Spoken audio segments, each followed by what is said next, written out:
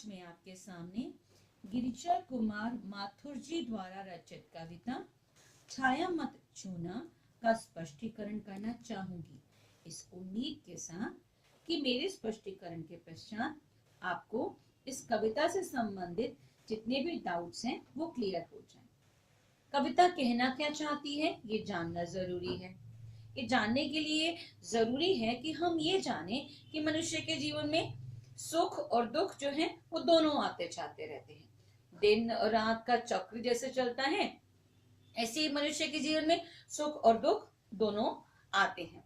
मनुष्य क्या करता है, अधिकतर ऐसा होता है कि जब हमारे जीवन में सुख आते हैं हम सुखों को तो खूब अनुभूत करते हैं और दुख आने पर हम अतीत के सुखों को याद करने लगते हैं।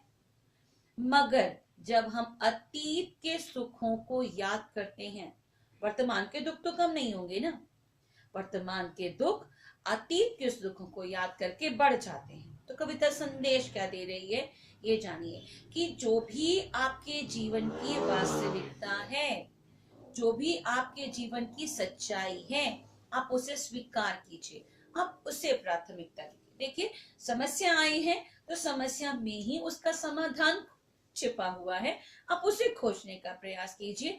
अतीत के सुखों को याद करके कुछ भी आपको हासिल नहीं होगा। तो छोटा सा संदेश कि कविता अतीत की स्मृतियों को भुलाकर, अतीत यानी कि भूतकाल की स्मृतियों मतलब यादों को भुलाकर वर्तमान का सामना करने का और भविष्य को सुधारने का संदेश दे रही है। साथ ये भी बता रही है कि जीवन के सत्य को छोड़कर, जीवन के सत्य यानी कि जो भी विषम परिस्थितियां आपके जीवन में आई हैं को छोड़कर छायाओं से भ्रमित रहना कि अरे अतीत में बहुत सुख थे, ये दिन थे वो दिन थे, यानी कि भ्रमित यानी केवल एक भ्रम रहना। जीवन की कठोर वास्तविकता, आपके जीवन की जो भी मुश्किलें हैं उनसे भागना है, और पलायन तो किसी भी समस्या का समाधान नहीं ना। तो कुछ ऐसा ही संदेश पंक्तियों के माध्यम से दिया जा रहा है।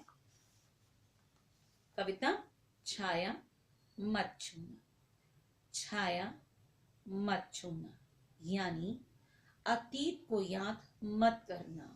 मन, अपने मन को समझा रहे हैं कि हे मन, तुम अतीत के सुखों को याद मत करना, वरना क्या होगा, होगा दुख दूना, यानी तुम्हारा जो दुख है वो दुगना हो जाएगा।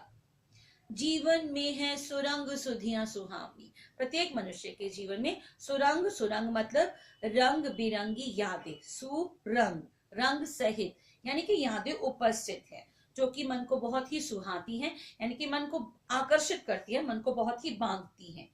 छवियों की चित्रगंध फैली मन भावनी, अब छवियां यानी कि अतीत के वो सुखद पल, अगर आप इस पल याद करेंगे आपका मन भूतकाल में चला जाएगा और कुछ स्मृतियां, कुछ पल आपके मन मस्तिष्क में बनने लग जाएंगे।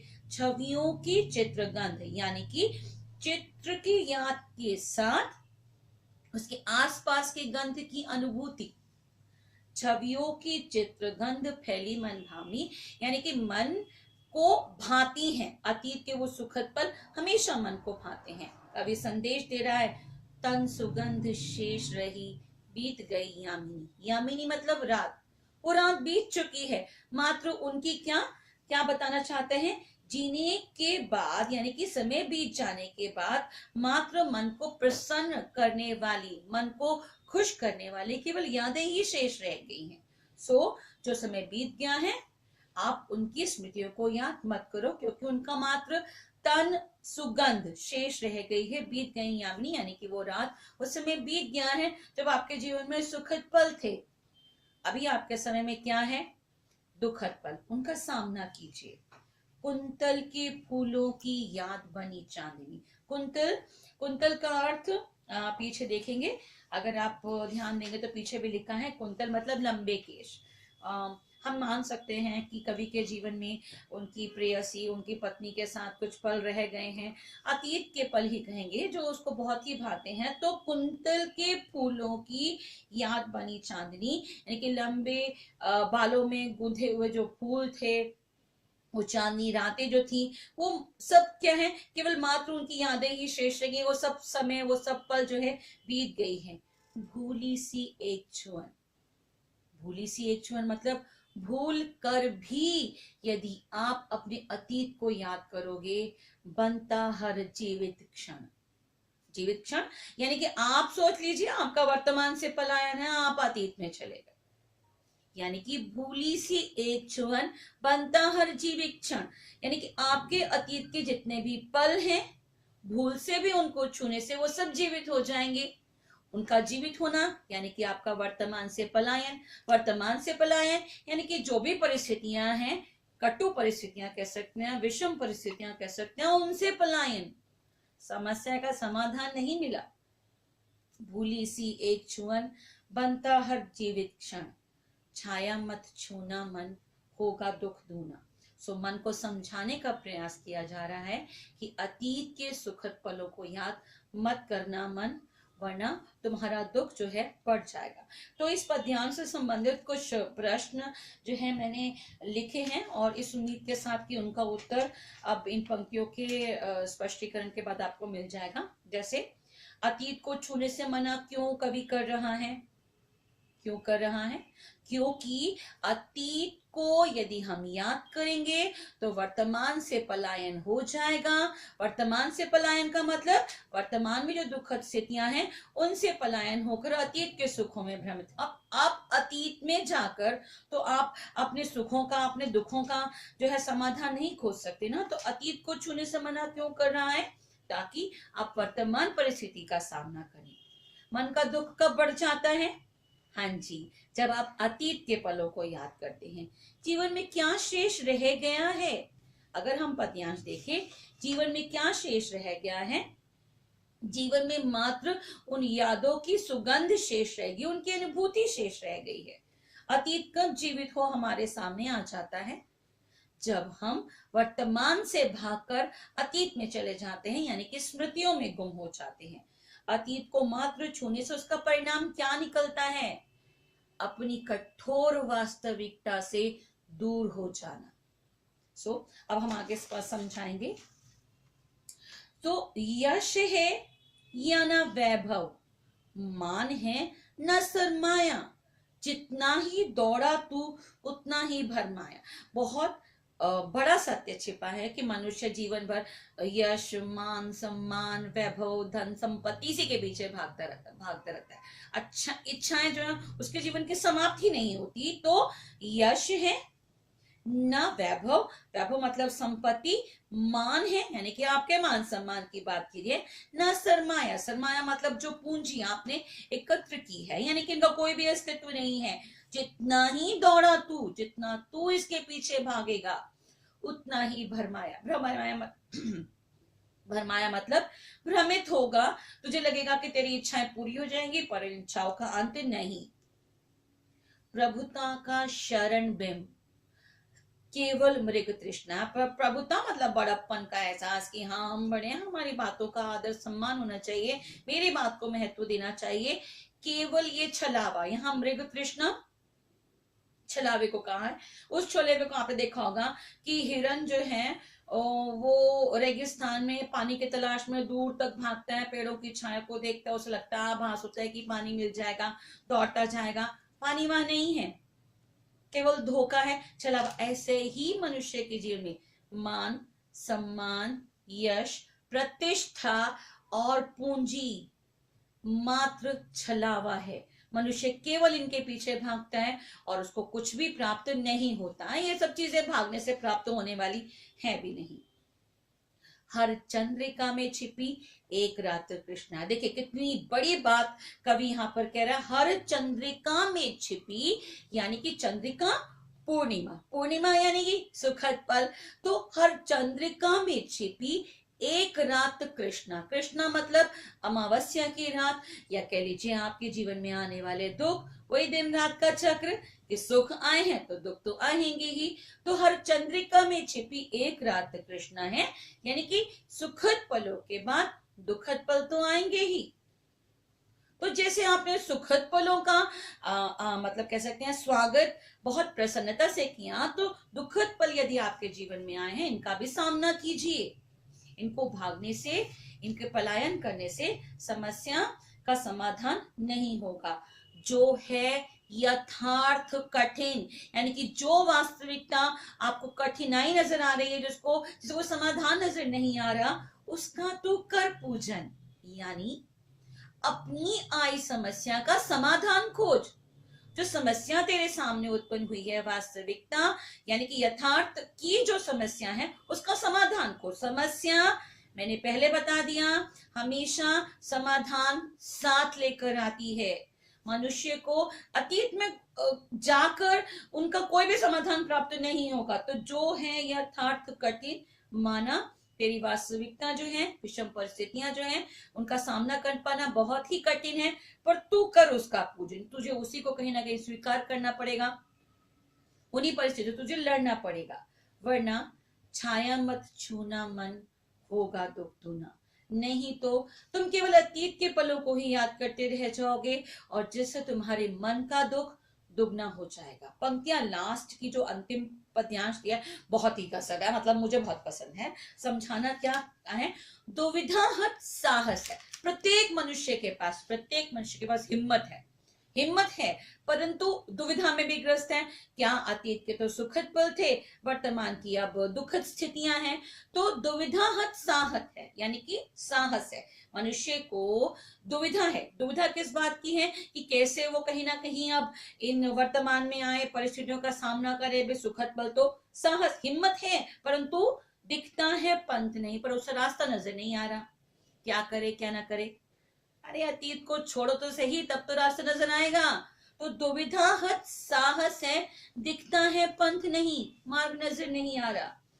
देह हो सुखी पर मन के दुख का अंत नहीं। देह हो सुखी यानी कि शरीर से आप बहुत स्वस्थ है, हाँ भाई हम बहुत स्वस्थ है, पर मन के दुख का अंत नहीं। मन जो है वो दुखी है। दुखी इसलिए कि भाई वर्तमान में कठिनाई का सामना जो करना पड़ रहा है।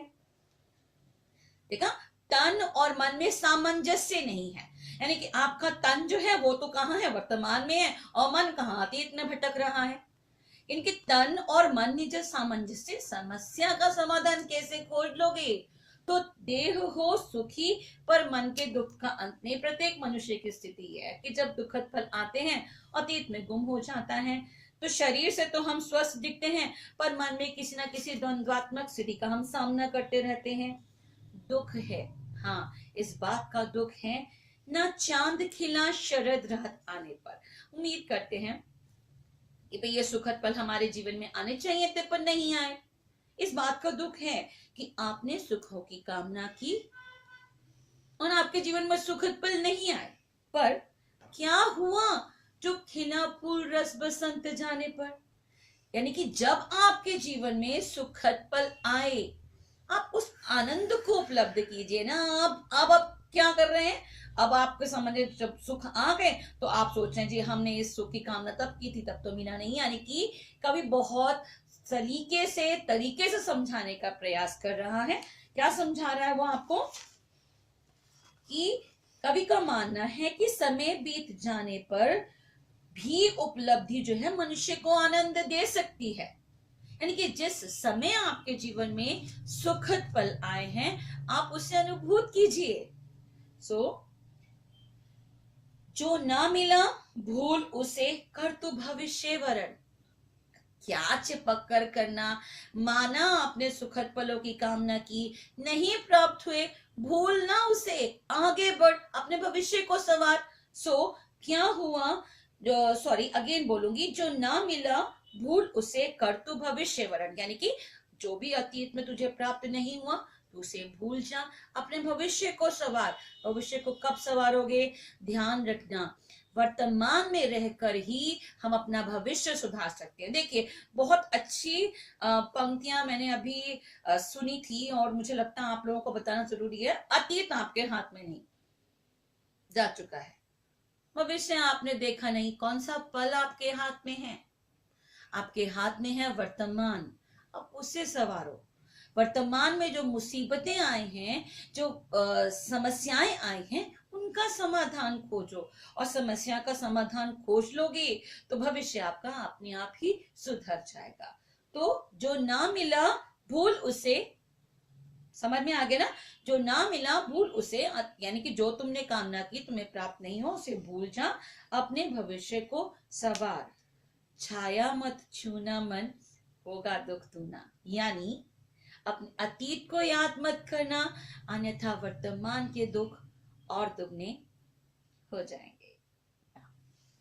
पहले पद्यांश के प्रश्न तो मैंने आपको क्लियर कर दिया। दूसरा पद्यांश भी पढ़ा आपने, उसके भी प्रश्न कुछ सुन लीजिए। कौन कौन से प्रश्न आपसे पूछे जा सकते हैं? बच्चे बहुत कंफ्यूज होते हैं, मुझे पता है, हाँ टीचर जो हूँ। मनुष्य जीवन भर किसके पीछे भागता रहता है? किसके पीछे भागता है? पैसा, यश के पीछे, मान, सम्मान, वैभव और पूंजी, इसी के पीछे क्यों भागता है? क्योंकि उसकी इच्छाओं का अंत ही नहीं है। पहले प्रश्न का उत्तर मिल गया। इसके पीछे यानी धन संपत्ति के पीछे दौड़ लगाने से क्या प्राप्त हुआ? कुछ नहीं। आगे, बड़प्पन का एहसास मृग मरीचिका यानी कि मृग तृष्णा स्पष्ट कीजिए। बिल्कुल ठीक है। कोई मनुष्य आपकी इच्छा अनुसार जीवन यापन क्यों करेगा? आप कब तक अपने आप को बड़प्पन के एहसास से जीवित रखेंगे? अपने विचार प्रस्तुत कीजिए, सामने वाले को अच्छा लगे सही, नहीं लगे तब भी सही। छलावा, अगर आप सोचो कि आपके विचारों का ही महत्व है तो ये आपके जीवन का सबसे बड़ा धोखा है। मृग मरीचिका यानी कि मृग तृष्णा, इसका अर्थ यदि देखेंगे तो पीछे पाठ में बहुत अच्छे से समझाया गया है। हाँ, यहाँ नहीं है, सॉरी। चलिए फिर भी मैं बताती हूँ। मृग मरीचिका कविता का जब पद्यांश समझा था मैंने क्लियर कर था कि एक हिरन जो कि पानी की तलाश में रेगिस्तान में भटक रहा है और पेड़ों की छाया देके भ्रमित हो जाता है, तो ऐसे ही मनुष्य के जीवन में यश मान सम्मान धोखे हैं। आगे, हर चंद्रिका में छिपी एक रात कृष्ण है का स्पष्टीकरण वो आप समझा सकते हैं। हर चंद्रिका यानी कि हर सुख के पीछे दुख तो जीवन में अवश्य प्राप्त होंगे, यानी कि दुखों का सामना कीजिए। वास्तविकता को स्वीकार करने की बात क्यों की गई है? अगर आप वास्तविकता को स्वीकार नहीं करेंगे तो भैया समस्या का समाधान कैसे खोज लोगे? वास्तविकता को स्वीकार करना इसलिए जरूरी है ताकि जो समस्या आपके जीवन में आई है आप उसका समाधान खोज सके। दुविधा साहस है, तो दुविधा किस बात की है? दुविधा इस बात की है कि है तो हम वर्तमान में और जी कहाँ रहे हैं? भविष्य, अतीत में। तो दुविधा हिम्मत है, साहस है, मार्ग नजर नहीं आ रहा। मार्ग नजर आने के लिए क्या जरूरी है बताइए? मार्ग नजर आने के लिए जरूरी है कि वास्तविकता को स्वीकार करो, जो जीवन की सच्चाई है उसका सामना करो। आगे, हाँ, तन और मन में सामंजस्य क्यों नहीं है? तन और मन में सामंजस्य क्यों नहीं है? क्योंकि तन तो आपका वर्तमान में है, मन तो भविष्य में भटक रहा है। तो तन और मन में सामंजस्य की बात कि यदि आपका तन वर्तमान में है तो मन को भी तो वर्तमान में लाओ। मन में को वर्तमान में लाने का मतलब कि जो भी समस्या आपके जीवन में आई है आप उसका समाधान खोजो। अंतिम पद्यांश में से ही किस बात का दुख है जिसे भुलाकर आगे बढ़ना है? किस बात का दुख है? इस बात का दुख है कि हमने तो सुखद पलों की कामना की थी और सुखद पल हमारे जीवन में नहीं आए। दुख है ना चांद खिला शरद रात आने पर का भाव स्पष्ट करो। दुख है ना चांद खिला, इस बात का हमें खेद है, इस बात का हमें दुख है कि हमने इस पल में सुखद पलों की कामना की थी और वो हमें प्राप्त नहीं हुए। कवि क्या समझा रहा है? कवि समझा रहा है कि कोई चिंता मत करो, मतलब आप आगे का विचार करो, जब आपके जीवन में आनंद आए आप उसे उपलब्ध करो। सबसे बड़ी सीख आपको इस पद्यांश में, इस कविता में क्या मिली? सबसे बड़ी सीख यही है कि बेटा वर्तमान का सामना कर ले। Thank you.